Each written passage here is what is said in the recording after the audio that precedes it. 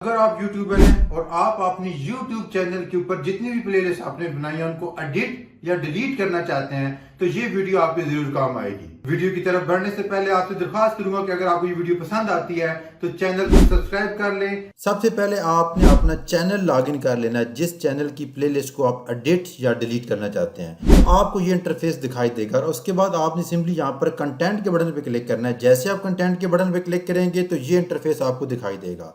यहाँ पर आपको टॉप लाइन के ऊपर प्लेलिस्ट का बटन नजर आ रहा होगा। आपने यहाँ प्लेलिस्ट के बटन पे क्लिक करना है। तो यहाँ पर अगर आप इस प्लेलिस्ट को डिलीट करना चाहते हो तो आपने 3 डॉट्स पे क्लिक करना है, तो आपकी जो प्लेलिस्ट है वो डिलीट हो जाएगी। अगर आप इस प्लेलिस्ट को एडिट करना चाहते हो तो सिंपली आपने यहाँ पर एडिट के बटन पे क्लिक करना है। और यहाँ पर अगर आप अपने प्लेलिस्ट का जो टाइटल है वो चेंज करना चाहते हैं वो चेंज कर सकते हैं। डिस्क्रिप्शन का ऑप्शन यहाँ पर आपको दिखाई दे रहा है, आप डिस्क्रिप्शन को भी ऐड या रिमूव कर सकते हैं।